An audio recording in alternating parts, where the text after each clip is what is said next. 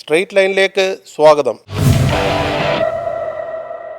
വെളിയമ്പാർക്കന് ശേഷം കേരളത്തിലെ ഒരു കമ്മ്യൂണിസ്റ്റ് നേതാവായിട്ട് ഞാൻ കാണുന്നത് പിണറായി വിജയനാണ്.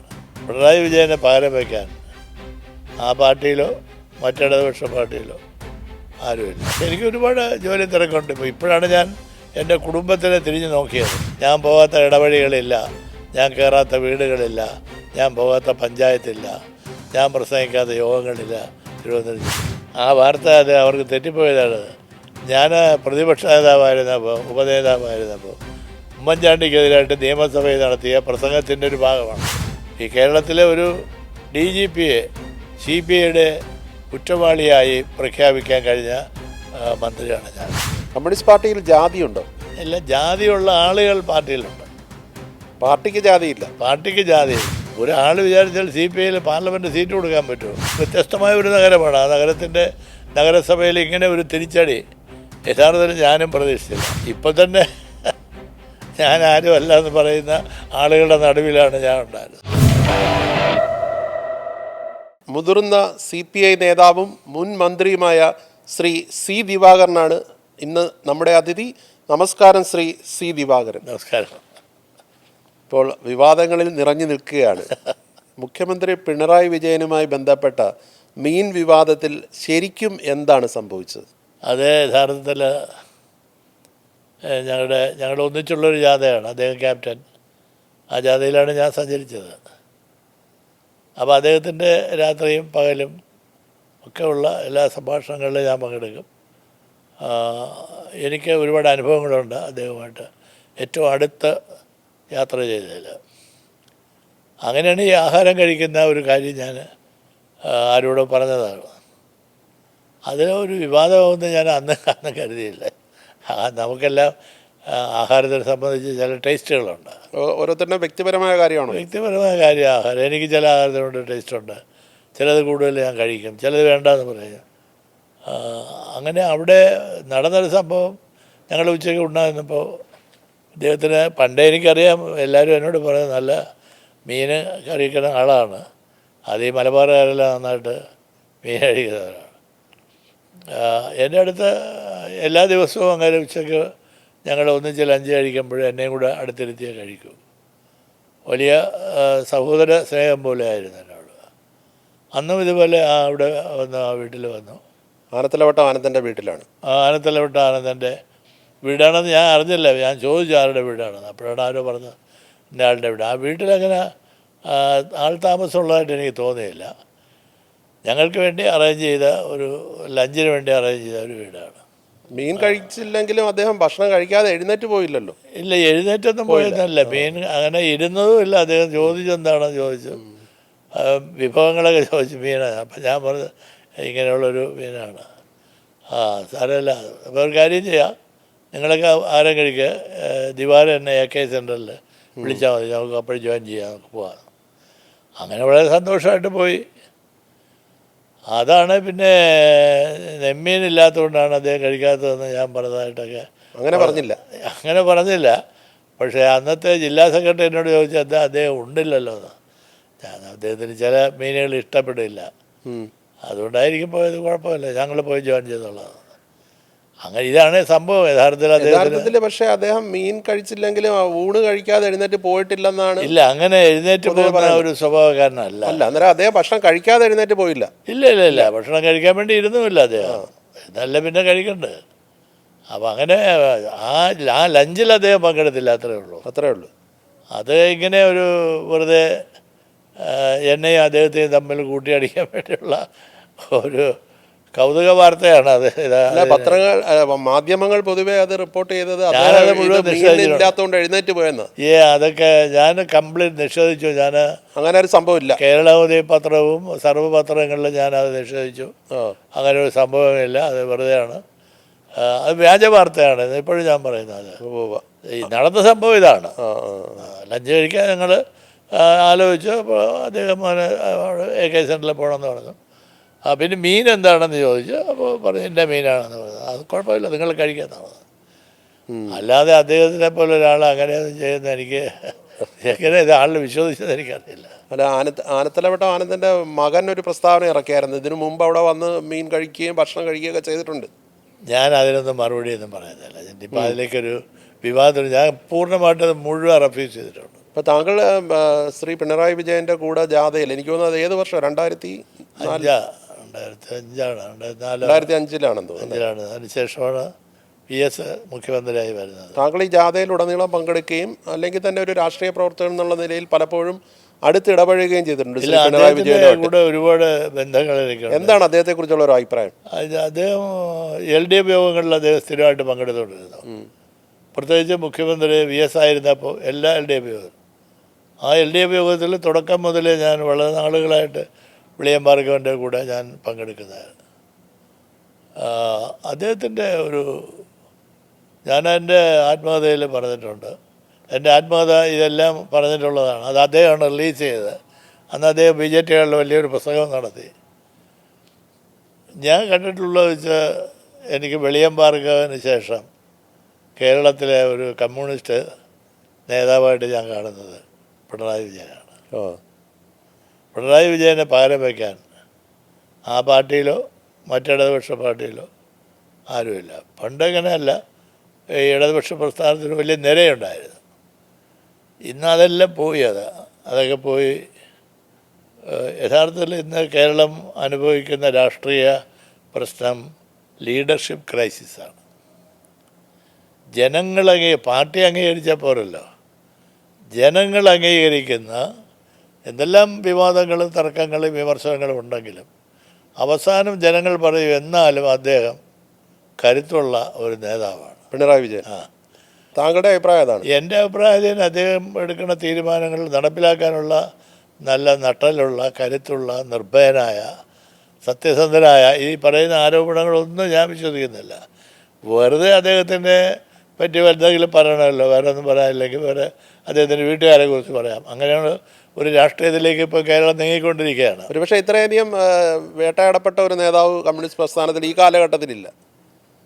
അദ്ദേഹത്തിൻ്റെ ജീവിതം തന്നെ ഒരു വേട്ടയാടലാണ്. അദ്ദേഹത്തിനെ വേട്ടയാടിയതുപോലെ പലപ്പോഴും അതെല്ലാം അതിജീവിക്കുക. അതൊന്നും അദ്ദേഹം വളരെ നിർഭയനായിട്ട് അതെല്ലാം നേരിടുന്ന ഒരു ക്യാരക്ടറാണ്. ഞാൻ എൻ്റെ ഒരു സങ്കല്പത്തിലെ കമ്മ്യൂണിസ്റ്റുകാരുടെ ഒരു നിരയിൽ അദ്ദേഹം സ്ഥാനം പിടിച്ചിട്ടുണ്ട്. എനിക്ക് അദ്ദേഹത്തെ വലിയ ബഹുമാനമാണ്, സ്നേഹമാണ്. അദ്ദേഹത്തിൽ നിന്നൊന്നും ഞാൻ പ്രതീക്ഷിക്കുന്നത്. അദ്ദേഹം വേറൊരു പാർട്ടിയാണ്. അദ്ദേഹത്തിൻ്റെ ഒരു ആനുകൂല്യവും എനിക്ക് ആവശ്യമില്ല, ഞാൻ ചോദിച്ചിട്ടുമില്ല. അതിപ്പോൾ 2 തവണ മുഖ്യമന്ത്രിയാകുന്നതിന് മുമ്പ് തന്നെ ദീർഘകാലത്തെ പരിചയമുണ്ട്. പ്രായത്തിൽ ഞാൻ തർക്കിക്കാൻ പോകുന്നില്ല. എൻ്റെ അവകാശവാദം ഞാൻ അദ്ദേഹത്തെക്കാൾ മൂത്ത ആളാണ് പ്രായത്തിൽ. പക്ഷെ അദ്ദേഹം ഒരു അസാധാരണമായ കേരള രാഷ്ട്രീയത്തിലെ ഒരു പ്രതിഭാസമാണ്. ഇന്നിപ്പോൾ ഈ വിവാദം ഏറെക്കുറെ കെട്ടടങ്ങുന്ന വേളയിൽ ഇന്ന് താങ്കളുടെ തന്നെ പാർട്ടിയിലെ മന്ത്രിയായ ശ്രീ GR അനിൽ അങ്ങ് ശുദ്ധ അസംബന്ധമാണ് പറഞ്ഞത്. രാഷ്ട്രീയമായിട്ട് അങ്ങനെ ചിന്തിക്കാനേ പാടില്ല. മാത്രമല്ല, അത് താങ്കളെ ഒരു മുതിർന്ന നേതാവെന്ന് പറയാൻ യോഗ്യനല്ല, പാർട്ടിയുടെ ഒരു ഘടകത്തിലുമില്ല എന്നൊരു വിമർശനം ഒരു ചാനൽ അഭിമുഖത്തിൽ പറഞ്ഞിട്ടുണ്ട്. ഫലമുള്ള വൃക്ഷത്തിൽ എല്ലാവരും കല്ലെറിയും. അതിൻ്റെ ഒരു ഭാഗമായിട്ട് ഞാനത് കാണുന്നുള്ളൂ. അങ്ങനെ വലിയ ഗൗരവമായിട്ട് കാണുന്നില്ല. എന്നാലും ഇപ്പോഴും ഈ ഭരണ തുടർച്ച എന്നുള്ളൊരു മുദ്രാവാക്യമാണ് LDF മുന്നോട്ട് വയ്ക്കുന്നത്. അതിനെക്കുറിച്ച് അങ്ങയുടെ അഭിപ്രായം എന്താ? ഭരണ തുടർച്ചയ്ക്ക് ഭരണ തുടർച്ച സാധ്യത വളരെ കൂടുതലാണ്. കാരണം ഞാൻ നേരത്തെ പറഞ്ഞതുപോലെ ഒരു ഭരണത്തിന് ഒരു നാഥൻ വേണം, ഒരു പ്രസ്ഥാനത്തിനൊരു ലീഡർ വേണം. ഇപ്പോൾ LDFൻ്റെ ഒരു ലീഡർഷിപ്പ് എന്ന് പറയുന്നത് യഥാർത്ഥത്തിൽ പിണറായി വിജയനാണ്. ഗവൺമെൻറ്റിനെ ഈ പ്രതിസന്ധിയിൽ മുമ്പോട്ട് കൊണ്ടുപോയത് 10 കൊല്ലമായിട്ട് കേന്ദ്രത്തിൻ്റെ സർവ്വ എതിർപ്പുകളെയും നിഷ്പ്രഭമാക്കിക്കൊണ്ട് ഈ കേരളത്തെ വലിയ ഒരു വികസനത്തിൻ്റെ സാധ്യതയിലേക്ക്, വികസനം പൂർണ്ണമായെന്നൊന്നും ഞാൻ പറയുന്നില്ല, ഒരു വികസനത്തിൻ്റെ സാധ്യതയിലേക്ക് കേരളത്തെ നയിച്ചു എന്നുള്ളത് ഈ പൊളിറ്റിക്കൽ ക്രൈസിസിലും കേന്ദ്രത്തിൻ്റെ എതിർപ്പോടുകൂടി BJPയുടെയും അതുപോലെയുള്ള സംഘപരിവാറിൻ്റെ എല്ലാം ആക്ഷേപങ്ങളും ആരോപണങ്ങളും എതിർപ്പുകളുമെല്ലാം മറ്റൊരു പാർട്ടിയും അതിനെ നേരിടുന്നില്ല. പിണറായി വിജയനെ ഒറ്റയ്ക്ക് തന്നെ അതെല്ലാം നേരിട്ട് കൊണ്ടുപോകുന്നു എന്നുള്ളത് എനിക്ക് വലിയ അത്ഭുതം തോന്നുന്നു. കാരണം അദ്ദേഹത്തിൻ്റെ അഭാവം എന്തായിരിക്കും കേരളത്തിൻ്റെ സ്ഥിതി? നമ്മളങ്ങനെ കമ്മ്യൂണിസ്റ്റുകാരായ ഞാനെനിക്ക് അങ്ങനെ ചിന്തിക്കാൻ പാടില്ല. പക്ഷേ എന്നാലും യാഥാർത്ഥ്യത്തിൻ്റെ മുന്നിൽ ഞാനത് ആലോചിക്കാറുണ്ട്. ഭരണ തുടർച്ചയ്ക്ക് നല്ല സാധ്യതയുണ്ട് എന്നാണ് താങ്കളുടെ ഒരു ഭരണം വേണമെങ്കിൽ LDF വേണമെന്നുള്ള ജനങ്ങളുടെ ഒരു അഭിപ്രായമുണ്ട്. പക്ഷേ ജനങ്ങളുടെ അഭിപ്രായം എങ്ങനെയാണ് ഇപ്പോൾ മാറുന്നതെന്ന് അറിയാൻ പറ്റില്ല. അതിന് കുറേ കൂടി ജാഗ്രതയായി LDFൻ്റെ താഴെ തട്ടിലുള്ള ഘടകങ്ങൾ അത് ഈ ലോക്കൽ ബോഡി ഇലക്ഷൻ കഴിഞ്ഞപ്പോൾ അതിൻ്റെ ഒരു പാഠം താഴോട്ട് അപകടങ്ങൾ പതിയിരിക്കുന്നു എന്നുള്ളതാണ്. അത് പരിഹരിക്കണം വരുന്ന ഏതാനും ദിവസങ്ങൾ. അതേസമയം കോൺഗ്രസിൻ്റെ നേതൃത്വത്തിലുള്ള UDF ഈ തെരഞ്ഞെടുപ്പ് അടുത്തതോടെ വളരെ ചിട്ടയായ രീതിയിലുള്ള പ്രവർത്തനങ്ങളായിട്ട് മുന്നോട്ട് പോവില്ല. അവരുടെ ജാഥ വരുന്നു, അവർ സ്ഥാനാർത്ഥി നിർണ്ണയം നേരത്തെ ആക്കാൻ നോക്കുന്നു. പല കാര്യങ്ങളിലും അവർ വളരെ ഒരു മുൻപില്ലാത്ത രീതിയിലൊരു ശക്തമായ പ്രവർത്തനമല്ലേ കാഴ്ചവെക്കുന്നത്? എന്ത് കാഴ്ചവെച്ചാലും കോൺഗ്രസ് ആണല്ലോ. കോൺഗ്രസ് എങ്ങനെ കുളിച്ചാലും ശരിയാണ്. ഇപ്പോൾ ഒരു വാർത്ത വന്നത് അതൊന്നും ആരും പറയുന്നില്ല. ഈ മൈക്കിന് വേണ്ടി അടികൂടുന്ന നേതാക്കന്മാരുണ്ട്. കുറ്റ്യാടി നടന്ന സംഭവം എന്തിനാണ് അത് നടന്നില്ല എന്നവരാരും പറയുന്നില്ല. പക്ഷേ സതീശ എന്ന് പറഞ്ഞാൽ അത് കുഴപ്പമില്ല, ഞങ്ങളുടെ വീട്ടിനകത്തുള്ള അടിയാണെന്ന്. അങ്ങനെയാണെങ്കിൽ പിന്നെ ഭരണം എങ്ങനെ അവർ കൈകാര്യം ചെയ്യും? അതുകൊണ്ട് ജനങ്ങൾക്ക് പ്രതീക്ഷ ഇപ്പോഴും LDF തന്നെയാണ്. കോൺഗ്രസിലെ നേതാക്കൾ തന്നെ ഇപ്പം ഒന്നിലധികം നേതാക്കളുണ്ട്. ഇപ്പം Ramesh ചെന്നിത്തലയുണ്ട്, VD സതീശനുണ്ട്, Sasi തരൂറുണ്ട്, K മുരളീധരനുണ്ട്, KC വേണുഗോപാലുണ്ട്, ഇങ്ങനെ പല നേതാക്കളുണ്ട്. അത് ഇപ്പം നമുക്ക് പറയാൻ പറ്റില്ല. കാരണം എന്താ വെച്ചാൽ ഇവിടുത്തെ പാരമ്പര്യം അനുസരിച്ച് ഈ പ്രതിപക്ഷത്തിരിക്കുന്ന ആളുകൾ, പ്രതിപക്ഷ നേതാവ് ശ്രദ്ധിക്കപ്പെടുന്ന ഒരാളാണ്. അന്നേരം ഒരു തെരഞ്ഞെടുപ്പിൽ ഒരു പക്ഷേ UDFന് വിജയം നേടാൻ ഒരവസരം വരികയാണെങ്കിൽ ആര് നയിക്കുമെന്നാണ് താങ്കൾ കരുതുന്നത്? അത് ഈ കോൺഗ്രസിനെ സംബന്ധിച്ച് എനിക്കൊന്നും പറയാൻ പറ്റില്ല. കാരണം അവസാനം അവർ എന്താണ് അവരുടെ ദേശീയ ഹൈക്കമാൻഡിൻ്റെ തീരുമാനത്തിന് വിടുന്നതോടുകൂടി പിന്നെ പ്രവചനങ്ങളെല്ലാം പോകും. അതുകൊണ്ട് ഞാൻ അതിനെപ്പറ്റി പറയുന്നില്ല. ഈ പറഞ്ഞ പേരുകാരിലെല്ലാം അവർ അതിനുവേണ്ടി നടക്കുന്നവരുമുണ്ട്. സ്വാഭാവികം ജനങ്ങളുടെ മനസ്സിൽ വേറെ ആളുകളാണ്. ഇവർ പ്രചരിപ്പിക്കുന്നതല്ല. ജനങ്ങളുടെ മനസ്സിൽ കോൺഗ്രസ് വന്നാൽ ആരായിരിക്കണം മുഖ്യമന്ത്രി, ജനങ്ങൾക്കൊരു ധാരണയുണ്ട്. അത് അപ്പോഴേ അറിയാൻ പറ്റും. അത് ഇപ്പോൾ ഗവൺമെൻറ് ഒട്ടേറെ വികസന പ്രവർത്തനങ്ങൾ ചെയ്യുന്നുണ്ട്. പക്ഷേ ശബരിമല സ്വർണ്ണക്കൊള്ള പോലുള്ള വിഷയങ്ങൾ വലിയ തിരിച്ചടിക്ക് വഴിയൊരുക്കില്ലേ? അത് ഒരു വലിയ വൈകാരികമായ ഒരു പ്രശ്നമാണ് കേരളത്തിലെ ജനങ്ങളെ അലട്ടുന്നത്. ഒന്നാമത് അതിൻ്റെ ആ കേസിൻ്റെ അന്വേഷണ നടപടിക്രമങ്ങളെല്ലാം ഈ കാലതാമസം വരുന്നത് ഒരു ഗുരുതരമായ ഒരവസ്ഥയാണ്. അല്ല, ഹൈക്കോടതി പക്ഷേ പൂർണ്ണ സംതൃപ്തി രേഖപ്പെടുത്തിയിട്ടുണ്ട്. അല്ല, ഹൈക്കോടതി ശരിയായിരിക്കാം. ഹൈക്കോടതി അവർ നടപടിക്രമങ്ങൾ മാത്രം അവർ മുമ്പിൽ ചെല്ലുന്ന നടപടിക്രമങ്ങൾ ഈ special investigation team time to time കൊടുക്കുന്ന റിപ്പോർട്ട് വെച്ചിട്ടാണ് അവർ ഈ പറയുന്നത്. പക്ഷേ ഇത്രയും ഒരു കാലതാമസം ഉണ്ടായത് ഈ അടുത്ത കാലത്ത് എൻ്റെ രാഷ്ട്രീയ ജീവിതത്തിൽ ഈ കുറ്റപത്രം സമർപ്പിക്കാത്തതിൻ്റെ പേരിൽ കസ്റ്റഡിയിലെടുത്ത ആളുകൾ കയ്യും വീശി ഇറങ്ങിപ്പോയത് വളരെ അപൂർവം, വളരെ അപൂർവമാണ്. അതുതന്നെയാണ് ജനങ്ങൾക്കുള്ള ഒരു ഉത്കണ്ഠ എനിക്ക് തോന്നുന്നത്. അതുപോലെ തന്നെ ഈ കാര്യത്തിൽ അറസ്റ്റ് ചെയ്യപ്പെട്ട രാഷ്ട്രീയ പാർട്ടികളുമായി ബന്ധമുള്ളവർക്ക് എതിരെ നടപടികളും ഉണ്ടായില്ല, പാർട്ടി നടപടി. അല്ല, അതൊരു അവരുടെ പാർട്ടിയുടെ ഒരു നയമാണ്. അതൊരു പാർട്ടി എടുക്കേണ്ട ഒരു നയമാണ്. അത് എന്തുകൊണ്ടെടുത്തില്ല എന്ന് എനിക്കറിയില്ല. അതിനെപ്പറ്റി ഞാൻ പറയാൻ ആളില്ല. പക്ഷേ ഏതൊരു കേസും കാലതാമസം വരുത്തുന്നത് ഒരുപാട് ദുരൂഹമായ ചിന്തകൾക്ക് വഴിവെക്കും. അങ്ങനെയാണിത്. ഇതിൻ്റെ ആവശ്യമില്ലാതെ ഗവൺമെൻറ് കുറേ കൂടി ശക്തമായി ഇതെന്തിനാണ് കോടതി കൊടുത്തത്? ഗവൺമെൻറ് മിഷനറി ഉണ്ടല്ലോ. ഗവൺമെൻറ് മിഷനറി ഉപയോഗിച്ചൊരു അന്വേഷണം നടത്തി അതിൽ കൂടുതൽ അന്വേഷണമുണ്ടെങ്കിൽ ഹൈക്കോടതിയെ സുപ്രീം കോടതി ഇടപെട്ടോട്ടെ. പക്ഷെ അതിൽ എന്തുകൊണ്ടാണ് അങ്ങനെ സംഭവിച്ചതെന്ന് എനിക്കറിയില്ല. അതിന് അവർ പറയുന്നത് വെച്ചാൽ ഈ ദേവസ്വം ബോർഡ് ഓട്ടോണമസ് ബോഡിയാണ്, ഗവൺമെൻറ് ഇടപെടുന്നൊരു പരിധിയുണ്ട്. ശരിയായിരിക്കാം. അതല്ല, ഹൈക്കോടതി നേരിട്ട് അന്വേഷണം നേതൃത്വം കൊടുക്കുന്നതുകൊണ്ട് ഇടപെടാൻ പറ്റില്ല എന്നൊരു വാദമുണ്ട്. അങ്ങനെ ഒരു വാദമുണ്ട്. ആ വാദം ഹൈക്കോടതിയിൽ തന്നെ ഇതൊക്കെ പറയാനുള്ളതേ ഉള്ളൂ. ഗവൺമെൻറ്റിൻ്റെ വക്കീലിന് പറയാം ജനങ്ങളുടെ ഇടയിൽ ഇങ്ങനെ ഒരു പരാതി സർക്കാരിനെ ബാധിക്കുന്നതാണെന്ന് പറഞ്ഞാൽ ഹൈക്കോടതി ഇത് ഗൗരവമായി പരിഗണിക്കും. അതൊന്നും പറയുന്നില്ലല്ലോ. പക്ഷേ എന്തായാലും തെരഞ്ഞെടുപ്പിൽ സ്വർണ്ണക്കൊള്ള ഒരു വലിയ വിഷയം തന്നെയായിരിക്കും. തെരഞ്ഞെടുപ്പിൽ വിഷയമായിട്ട് വരില്ല എന്നൊന്നും ഞാൻ പറയില്ല. തെരഞ്ഞെടുപ്പിൽ പക്ഷെ വേറെ ഒന്നും പറയാനില്ലാതിരിക്കുന്ന ആളുകളുടെ കയ്യിൽ കൊണ്ടുകൊടുത്ത ഒരു വടിയാണിത്. 10 വർഷമായിട്ട് ഒന്നാന്തരമായ പെർഫോമൻസ് നടത്തിയ ഒരു ഗവൺമെൻറ്റിൻ്റെ അവസാന നിമിഷം ജനങ്ങൾക്കൊക്കെ അടിക്കാനൊരു വടിയുണ്ട്, അറിഞ്ഞോ അറിയാതെ കൊടുത്തിരിക്കുകയാണ്. ഇതോടുകൂടി മറ്റേ 10 വർഷത്തെ വികസനവും കാര്യങ്ങളെല്ലാം ആളിലും മറക്കാം. പെൻഷനായാലും എന്തായാലും ശരി, അത് ഒഴിവാക്കാമായിരുന്നു എന്നാണ് എനിക്ക് തോന്നുന്നത്. ഇപ്പം തന്നെ കഴിഞ്ഞ ദിവസവും താങ്കൾ ഒരു വിവാദപരമായ പ്രസ്താവന നടത്തിയതായ വാർത്തകൾ വരികയും പിന്നീട് താങ്കൾ തന്നെ അത് നിഷേധിക്കുകയും ചെയ്തു. ഇവിടുന്ന് കുട്ടികൾ പഠിക്കാൻ പോകുന്നു പുറത്തേക്ക്, ഇവിടെ ഒരു ചുക്കും ചുണ്ണാമ്പും ഇല്ല എന്നുള്ള രീതിയിലൊരു പരാമർശം വന്നതായി വാർത്തയുണ്ടായിരുന്നു. എന്ത് പറയുന്നു? ആ വാർത്ത അത് അവർക്ക് തെറ്റിപ്പോയതാണ്.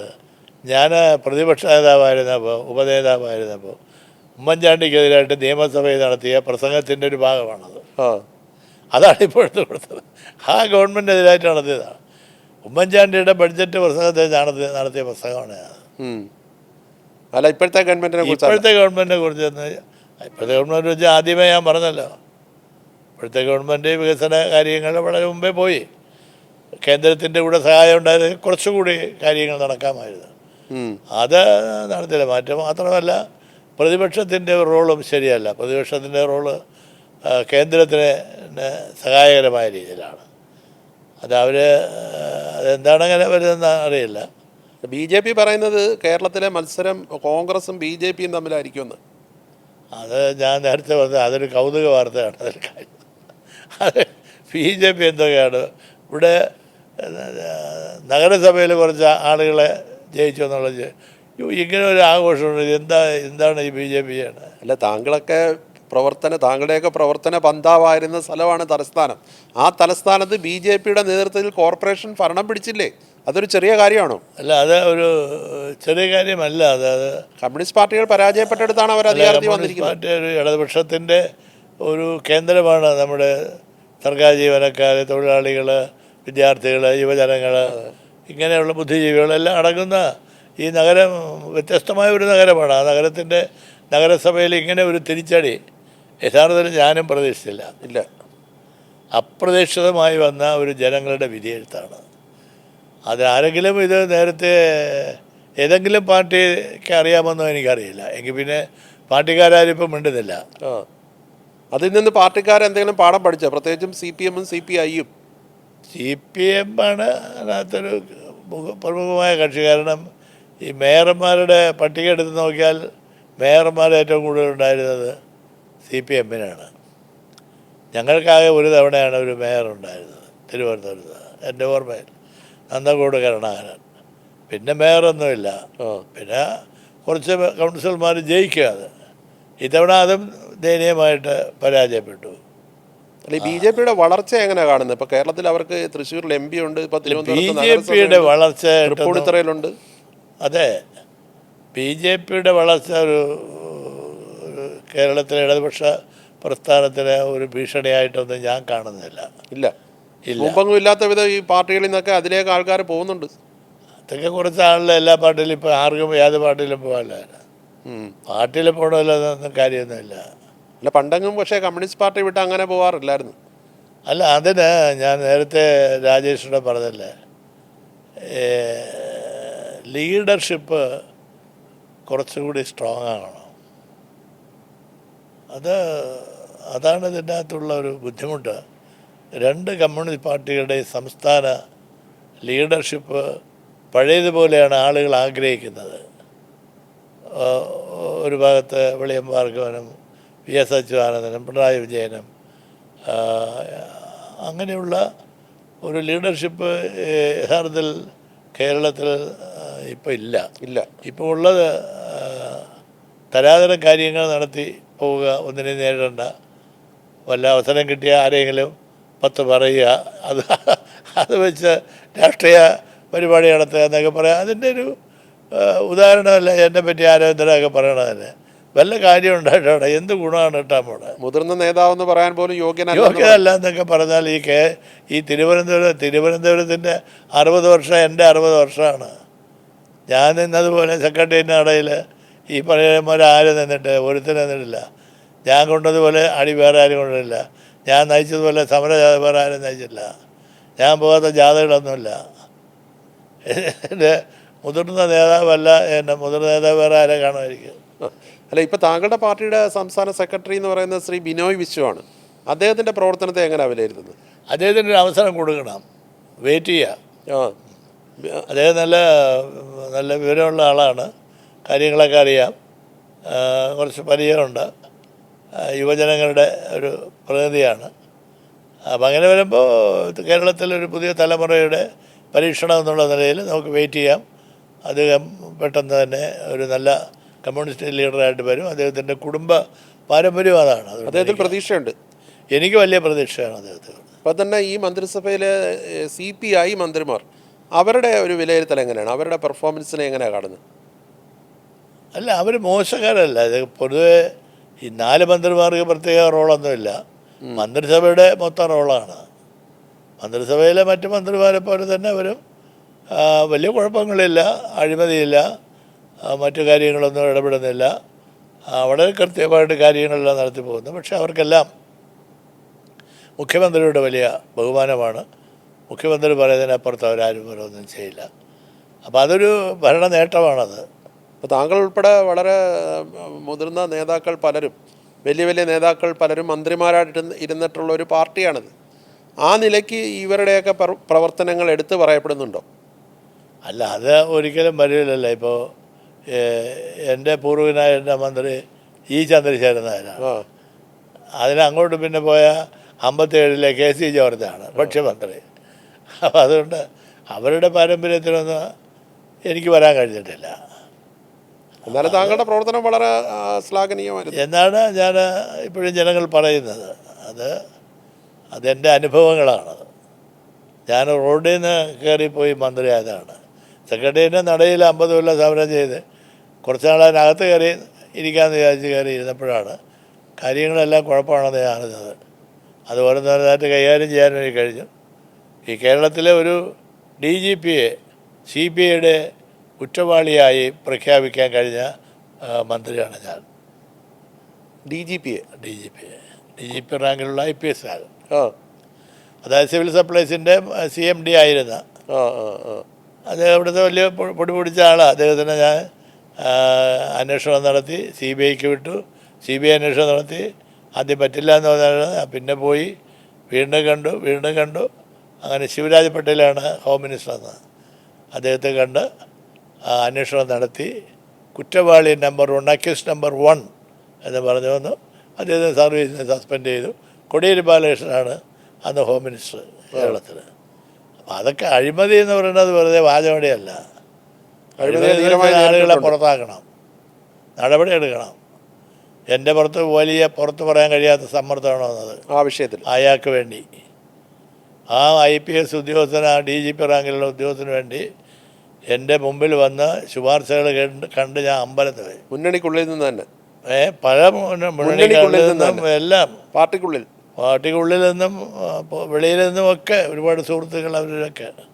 അപ്പോൾ ഈ അഴിമതിക്കെതിരായിട്ട് ആളുകൾ പ്രസംഗിക്കണമല്ലാതെ ഒരാളിനെ നടപടി എടുക്കുമ്പോഴാണ് അറിയുന്നത്.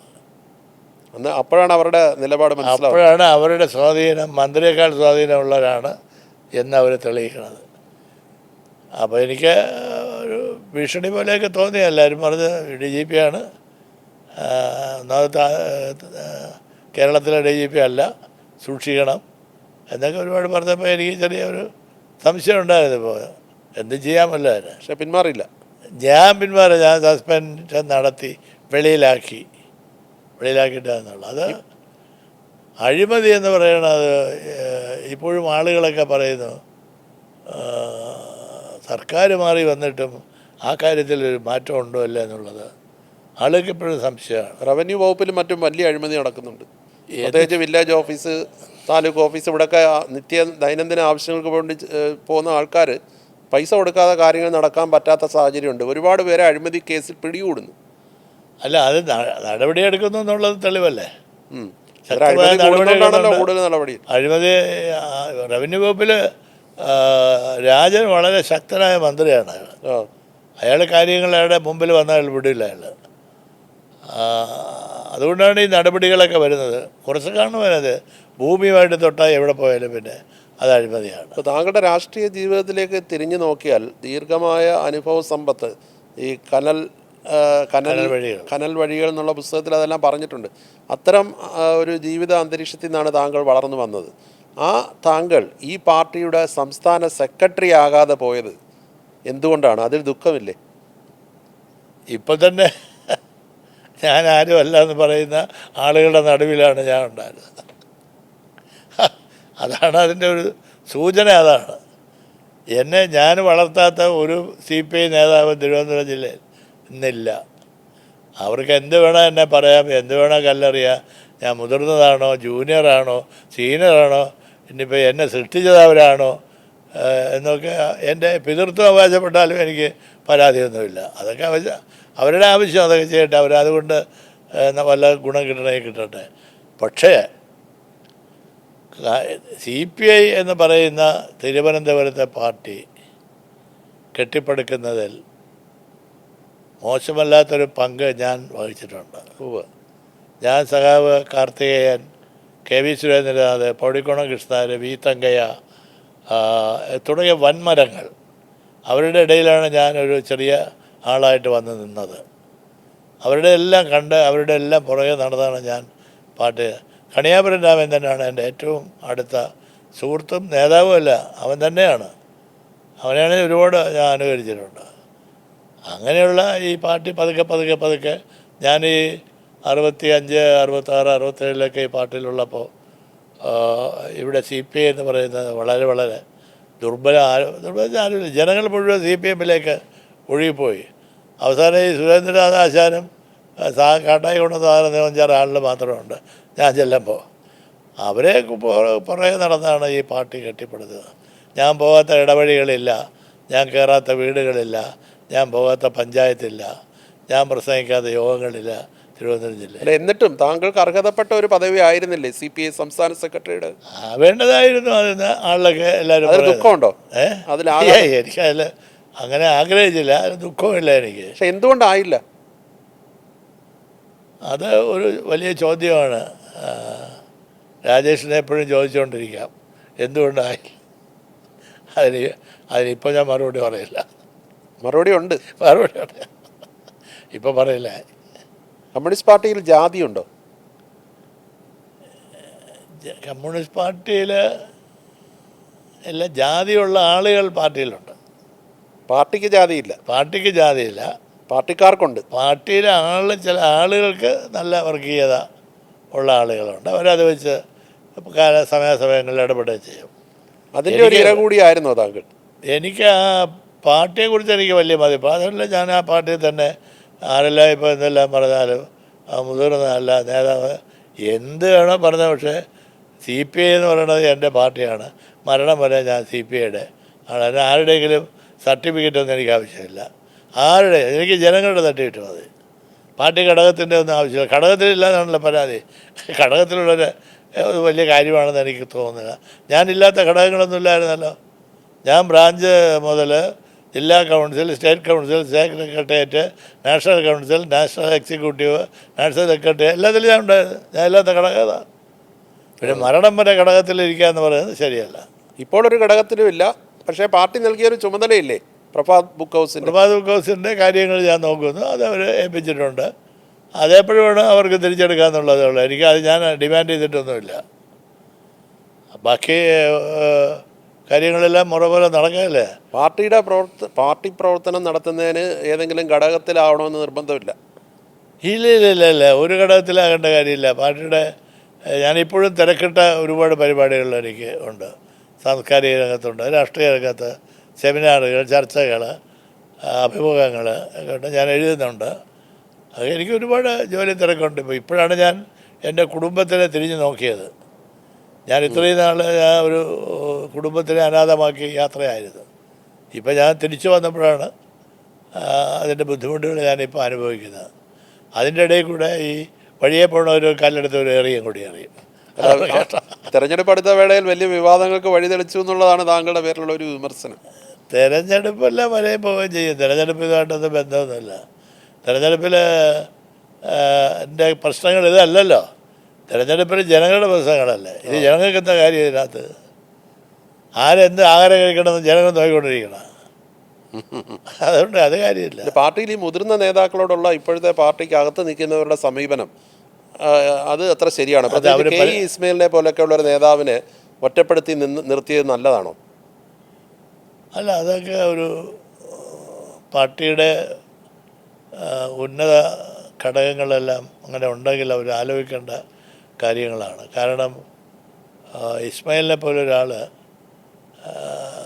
അങ്ങനെ നമ്മുടെ രാഷ്ട്രീയ രംഗത്ത് നിന്ന് പ്രത്യേകിച്ച് ഇടതുപക്ഷ ഗുരുതരമായ വെല്ലുവിളികൾ നേരിടുന്നൊരു സമയത്ത്, പ്രത്യേകിച്ച് മതന്യൂനപക്ഷങ്ങൾ അകന്നു പോയിക്കൊണ്ടിരിക്കുന്ന സമയത്ത് കെ ഇസ്മായിലിനെ പോലെ മലബാറിലെ ഒരു ഉന്നതനായ ഒരാൾ, പാർട്ടിയുടെ അദ്ദേഹം ദീർഘനാൾ എന്നെക്കാൾ പദവികളിലിരുന്ന ആളാണ്. അതെ, വെളിയം ഭാർഗവൻ്റെയും പി കെ വിയുടെ അസിസ്റ്റൻറ്റ് സെക്രട്ടറി ആയിരുന്ന ആളാണ്. അപ്പോൾ അദ്ദേഹത്തിനോട് കാണിക്കുന്നത് എന്താണ് എന്നെനിക്കറിയില്ല. അതിനെ സംബന്ധിച്ചൊരു ആഭ്യന്തര പ്രശ്നങ്ങളുണ്ടാകുന്ന കാര്യമൊന്നും ഞാൻ പറയുന്നില്ല.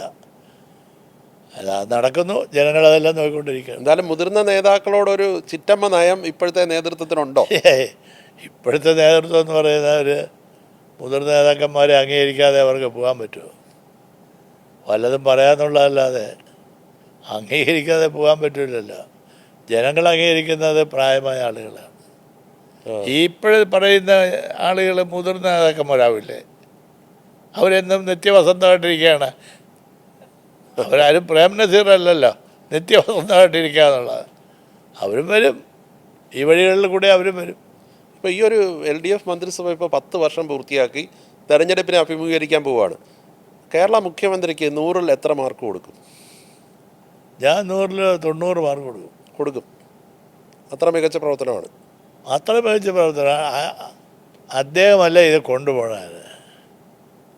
വേറെ രാജേഷ് രണ്ടാമതൊരാളുടെ പേര് പറയാനകത്ത് CPI മന്ത്രിമാർക്ക് എത്ര മാർക്ക് കൊടുക്കും? CPI മന്ത്രിമാർക്കൊന്നും മാർക്ക് ഒട്ടും മോശമൊന്നുമല്ല. അവരെ ഏൽപ്പിച്ച ജോലി ചെയ്യുന്നു, അതിനുള്ള മാർക്ക് കൊടുക്കാൻ നോക്കുക. അത്രയേ ഉള്ളൂ. അവരെ ഏൽപ്പിച്ച ജോലി അവർ ചെയ്യുന്നു. കൂടുതൽ ജോലി ഏൽപ്പിച്ചാൽ കൂടുതൽ ചെയ്യുമായിരിക്കും. പക്ഷെ എന്നാലും അവരെല്ലാം ജനങ്ങൾ താരതമ്യം ചെയ്യുന്നത് പിണറായി വിജയൻ്റെ കൂടെ അപ്പോൾ അതാണ് അവരുടെ ബുദ്ധിമുട്ട്. പിണറായി ഒരു വേറെ കേസാണ്, എക്സെപ്ഷണൽ കേസാണ്. അങ്ങനെ ഇപ്പോൾ പിണറായി വിജയൻ, VS അച്യുതാനന്ദൻ, വെളിയം ഭാർഗവൻ, MN ഗോവിന്ദൻ നായർ, അങ്ങനെയുള്ള ഒരു വലിയ ഒരു തലമുറയുണ്ട്. അതൊക്കെ വേറെ കേസുകളാണ്. CPIയിൽ താങ്കളുടെ നേതാവായി താങ്കൾ കാണുന്നത് വെളിയം ഭാർഗവനാണോ? വെളിയം ഭാർഗവനാണ്. വെളിയം ഭാർഗവനാണ്. അതുപോലെ ഒരു പാർട്ടി സെക്രട്ടറി വേറെ വന്നിട്ടില്ലേ? ഇല്ല, വന്നിട്ടില്ല. ചന്ദ്രപ്പൻ എനിക്ക് വളരെ ഇഷ്ടപ്പെട്ട ഒരു നേതാവാണ്. പക്ഷെ ചന്ദ്രപ്പൻ ഒരു ഷോർട്ട് പീരീഡേ അദ്ദേഹത്തിന് എന്തെങ്കിലും ചെയ്യാൻ കഴിഞ്ഞുള്ളൂ. ചന്ദ്രപ്പൻ തുടരണമായിരുന്നു എന്നാണ് എൻ്റെ ആഗ്രഹം. എന്നോട് പുള്ളിക്കാരെ സംസാരിക്കുകയും ചെയ്തു. അപ്പോൾ പറഞ്ഞ് എൻ്റെ ആരോഗ്യം എങ്ങനെയാണ്, അല്ലെങ്കിൽ ഞാൻ തുടരും ഇവിടെ, എൻ്റെ ആരോഗ്യമൊക്കെ പോയിരിക്കുകയാണ്, അതുകൊണ്ട് നിങ്ങൾ ഇതൊക്കെ നോക്കിക്കൊള്ളണം എന്ന് പറയാറുണ്ട്. വെളിയം ഭാർഗവൻ്റെ പ്രത്യേകതയായിട്ട് താങ്കൾ കാണുന്നത് എന്താണ്? അദ്ദേഹം മെരിറ്റ് അംഗീകരിക്കുന്ന ആളാണ്. വേറെ ഒന്നും പ്രശ്നമല്ല, മെരിറ്റാണ്. അത് പാർട്ടിയുടെ പ്രവർത്തനം, പ്രസംഗം, നടപടിക്രമങ്ങൾ, തൻ്റെ ഇടം, സമരങ്ങളെ നയിക്കുന്ന രീതി, സമരങ്ങൾ, ഇതെല്ലാം വാച്ച് ചെയ്യുന്ന ഒരാളാണ്. അത് വെച്ചിട്ടാണ് ഓരോ കേഡേഴ്സിനും ഓരോ സഖാവിനെ അങ്ങനെ സ്നേഹിക്കുകയും ബഹുമാനിക്കുകയും ചെയ്യും. ഒരുപക്ഷെ അദ്ദേഹം സെക്രട്ടറി ആയിരുന്നത് കൊണ്ട് കൂടിയാണോ താങ്കൾക്ക് അർഹതപ്പെട്ട മന്ത്രിസ്ഥാനം കിട്ടിയത്? അതില്ലാന്ന് ഞാൻ പറയില്ല. അദ്ദേഹത്തിന് അത് ഭയങ്കര ബോൾഡായിരുന്നു. അദ്ദേഹത്തിൻ്റെ പേര് സ്റ്റേറ്റ് കൗൺസിലിൽ പറഞ്ഞാൽ അതിനഴിച്ച് എതിരിടാൻ ആരും കാണില്ല. മറ്റൊരു സെക്രട്ടറി ആയതുകൊണ്ടാണോ തുടർച്ച ലഭിക്കാതെ പോയത്? തുടർച്ച ലഭിക്കാത്ത പല കാരണങ്ങളുണ്ടാവും. ഞാൻ അങ്ങനെ ഇപ്പോൾ ഒരുപാട് ആളുകളെല്ലാം ഇപ്പോൾ പറയുന്നില്ല CPIയിൽ എന്തൊരു ഇസ്മായിൽ ഗ്രൂപ്പും മറ്റേ ഗ്രൂപ്പ്. എനിക്ക് എപ്പോഴെങ്കിലും കേട്ടിട്ടുണ്ടോ കേരളക്കാർ ദിവാരം ഗ്രൂപ്പ് ഉണ്ടാകുന്നത്? ദിവാരം ഗ്രൂപ്പ് എന്ന് പറഞ്ഞൊരു ഗ്രൂപ്പ് ഇല്ലായിരുന്നു. ഇല്ല, അങ്ങനെ ഒരു ഗ്രൂപ്പും ഇല്ല. ഉണ്ടെങ്കിൽ പിന്നെ എനിക്കിതൊന്നും സംഭവിക്കില്ലല്ലോ. ഒരുപക്ഷെ കുറെ കൂടെ ശ്രമിച്ചിരുന്നെങ്കിൽ പാർട്ടി സെക്രട്ടറി സ്ഥാനത്തേക്ക് താങ്കൾക്ക് വരാമായിരുന്നു. കാരണം താങ്കളും മറ്റൊരു നേതാവും തമ്മിലായിരുന്നല്ലോ പരിഗണന പട്ടികയിലുണ്ടായിരുന്നു. പിന്നീട് കൺസെൻസസ് കാൻഡിഡേറ്റ് അല്ലേ? കോംപ്രമൈസ് ചെയ്യാൻ പറ്റില്ല എനിക്ക്.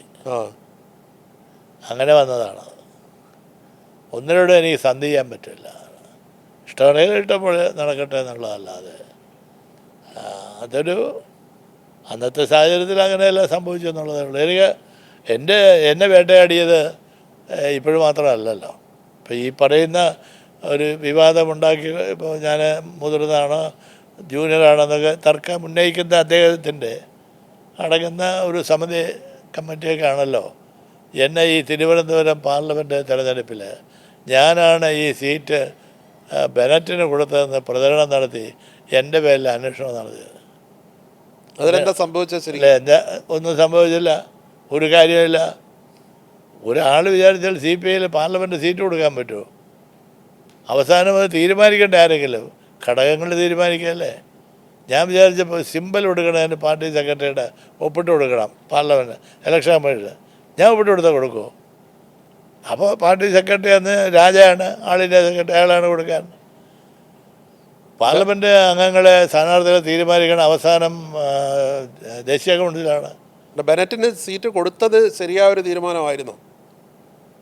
അല്ല, അത് എങ്ങനെ കിട്ടിയെന്ന് എനിക്ക് പോലും ഇപ്പോഴും അറിഞ്ഞുകൂടാ. അത് സംസ്ഥാന നേതൃത്വമാണോ കൊടുത്തത്, ദേശീയ നേതൃത്വമാണോ കൊടുത്തത്? രണ്ടുപേരും കൂടി അറിഞ്ഞതാണ്. അറിഞ്ഞാണ് അറിഞ്ഞാണ് കൊടുത്തത്. അങ്ങനെയൊക്കെ അറിവില്ലായിരുന്നു. എനിക്കതിനെപ്പറ്റി അറിയില്ല. അത് ഒരു വലിയ ഗൂഢാലോചന എന്ന് എനിക്ക് തോന്നാറുണ്ട് ചിലപ്പോൾ. ഞാൻ അതിനെക്കുറിച്ച് ഒരുപാട് കാര്യങ്ങൾ പുറത്ത് പറയാത്തതാണ്. അത് എന്തായാലും ആ കഥ കഴിഞ്ഞു, ആ സംഭവം കഴിഞ്ഞു. അത് ചാപ്റ്റർ ഈസ് ഓവർ. ആ പാർട്ടിക്കാർ, ഈ പാർട്ടിക്കാർ തന്നെ എന്നെ ഏകണ്ഠമായി പാർലമെൻറ്റിലേക്ക് മത്സരിക്കാനും തീരുമാനിച്ചു. പാർട്ടിക്കുള്ളിൽ അപ്പോൾ ഇപ്പോഴും വേട്ടയാടൽ തുടരുന്നുണ്ട്. ഇപ്പം പിന്നെ മുതിർന്ന ആൾ ഒരു ഘടകത്തും ഇല്ല, എന്നെ പിന്നെ വേട്ടയാടണം. പക്ഷേ CPIയുടെ ഒരു പ്രസക്തി കേരള രാഷ്ട്രീയത്തിൽ കുറഞ്ഞു പോയോ? അങ്ങനെയൊക്കെ ചില സുഹൃത്തുക്കൾ എന്നോട് പറയാറുണ്ട്. സുഹൃത്ത് സംഭാഷണത്തിൽ എന്നോട് സ്നേഹമുള്ള ആൾ പറയാറുണ്ട്, സാറിൻ്റെ പാർട്ടി കുറച്ചുകൂടി ഒന്ന് ശ്രദ്ധിക്കണം, ശരിയാവുന്നില്ല എന്നൊക്കെ പറയാറുണ്ട്. അതൊക്കെ ജനങ്ങളുടെ ഒരു പൾസാണത്. എന്തായാലും ഈ ഒരു പാർട്ടിയോടുള്ള ഒരു ആഭിമുഖ്യം ഒരിക്കലും വിട്ടുപോയില്ല. ഇല്ല, അത് മരണം മാത്രം. കാരണം ഈ പാർട്ടി എൻ്റെ പാർട്ടിയല്ലേ. ഞാൻ തിരുവനന്തപുരത്ത് കഷ്ടപ്പെട്ടുണ്ടാക്കിയ പാർട്ടിയാണ്. ഞാനും കൂടി ചേർന്ന് വലിയ സീനിയർ നേതാക്കന്മാരൊക്കെ ഉണ്ടായിരുന്നു. അവരെല്ലാം അടങ്ങുന്നതിൽ ഒരു ജൂനിയർ ആളാണ് ഞാൻ. ഇപ്പം ഞാൻ സീനിയർ ആളാണ്. അപ്പോൾ ആ സീനിയാരിറ്റി അംഗീകരിക്കില്ല എന്ന് പറഞ്ഞാൽ പിന്നെ തമാശ അല്ലാതെ വേറെ എന്ത് പറയാനാ. ഞാൻ ഇപ്പം കേൾക്കുന്ന രാജേഷ് പറഞ്ഞ വാർത്തയൊന്നും ഞാൻ കേട്ടില്ല. ആരോഗ്യം വിളിച്ച് പറഞ്ഞിങ്ങനെ സാറിനെ പറ്റി ഞാൻ ഒരു കമൻറ്റ് വന്നിട്ടുണ്ടെന്ന്. ഞാൻ സാറെല്ലാം ഒരുപാട് കമൻറ്റുകൾ വരും. അതായി വല്ല കഥയുള്ള ആളുകളെ പറ്റി പറഞ്ഞാലേ ആളിൽ ശ്രദ്ധിക്കൂ. വേറെ എന്നെപ്പറ്റി പറഞ്ഞാൽ കേരളം മുഴുവൻ അറിയും. അങ്ങനെ ഒരു കീർത്തി അവർക്കുണ്ടാവും, ഒരു പ്രശസ്തി കിട്ടട്ടെ. ഞാൻ എന്നും മുതിർന്ന നേതാവാണ്, എന്നും കമ്മ്യൂണിസ്റ്റുകാരനാണ്, മരണം വരെ കമ്മ്യൂണിസ്റ്റാണ്. എനിക്ക് പ്രത്യേക സ്ഥാനമാനങ്ങളും പദവിയും ഘടകവും ഒന്നും ആവശ്യമില്ല. തരാമെന്ന് പറഞ്ഞാലും ആവശ്യമില്ല. ആ കാലം കഴിഞ്ഞു. ഞാനാണ് ഞാൻ ഘടകം തീരുമാനിച്ച ആളിലാണ് ഇപ്പം പറയണത് ഞാൻ ഘടകത്തിലൊന്നും ഇല്ലയെന്ന്. ഞാൻ ഘടകം തീരുമാനിച്ചതാണ് അവർ.